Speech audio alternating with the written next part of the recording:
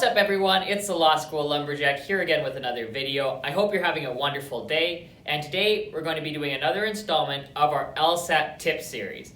Today we will be doing a brief run through on how to approach logical reasoning questions.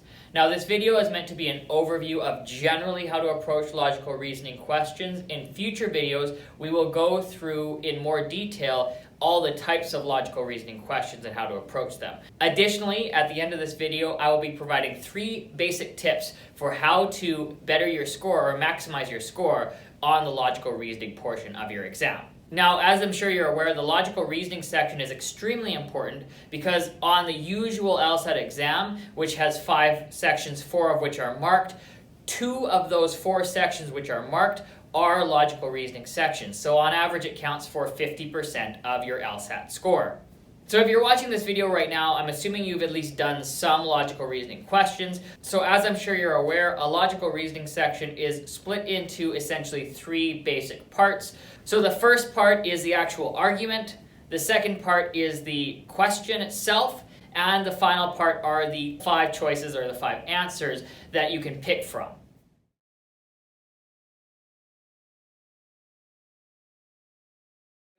So what I always recommend to students is to read the question first.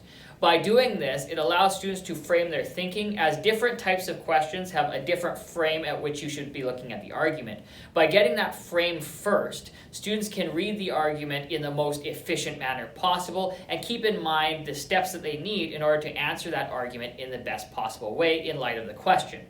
So the next step that I recommend students do is find the conclusion in the argument. I think one of the most detrimental things in answering an argument is not being able to ascertain what the conclusion is. You therefore don't know what the premises are building up to, and additionally, you don't know what the argument is actually trying to prove. Words that denote a conclusion are words such as therefore, thus, as a result. I also find that students have a bit of difficulty with the word because. If you have something that says A because B, usually A is going to be the conclusion and B is going to be the support or the premise that helps build the conclusion or helps support the conclusion. Now step 3, once you have all the premises and conclusions delineated, take some time to figure out how the argument is built on itself and to really understand the argument itself. By taking some time to kind of understand the argument and understand how it flows, you're going to be in a much better position to pick the correct answer rather than being swayed by an answer that sounds right but really is incorrect. Now, step number 4, what I recommend students do is they pre-answer the question. A lot of times this takes some practice, but what I recommend is now that you understand the argument, think about what a potential answer might be.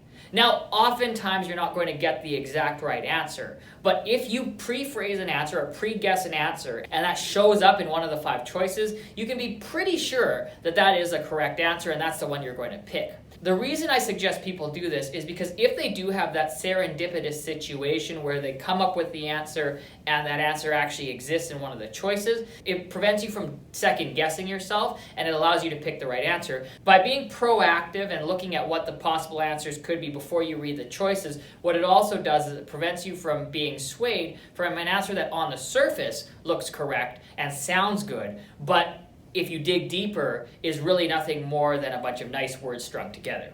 And finally, I believe step 5, the final thing you're wanting to do is look at the choices and cross out things that aren't correct first. So things that you look at and are completely irrelevant, cross them out right away. You're going to end up with 2 or 3 questions that could be correct. So those are the ones you're going to want to spend most of your time on. So what I recommend you do is you cross out the 2 or 3 answers that are clearly not correct and then focus on the merits of the 2 that may or may not be the right answer.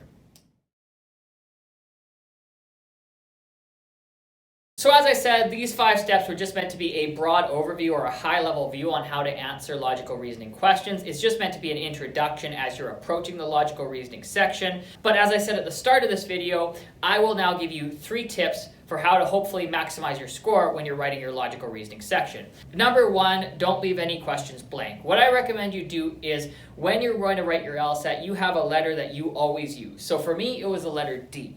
When I ran out of time or completely didn't know the right answer and didn't even know where to start, I would skip that question and select the letter D. The reason why leaving nothing blank is important is because you aren't penalized for guessing an answer on the LSAT. You're given marks for being correct, but nothing is taken away if you're wrong. Now, since you have 5 choices, you have a 20% chance of a random answer being correct. So by filling in just a random letter, you have a 20% likelihood of getting it right versus a 0% likelihood of getting it right if you leave the answer blank. Now, why I recommend that you pick a specific letter and use that whenever you're not sure is because when you're writing the LSAT, especially the day of the exam, you have so much external stimuli and internal stimuli going along. You're anxious, you're in a test area you don't know, usually you're in some sort of room that you don't usually write exams in. So if you can take one element that could cause anxiety off your plate, being what answer do I choose if I don't know, that can help reduce your stress on test day. Number 2, I recommend that if you have to, skip a question and come back to it later. We've all been there. You read an argument and your eyes completely glaze over, and the only thing you can take from that is, what?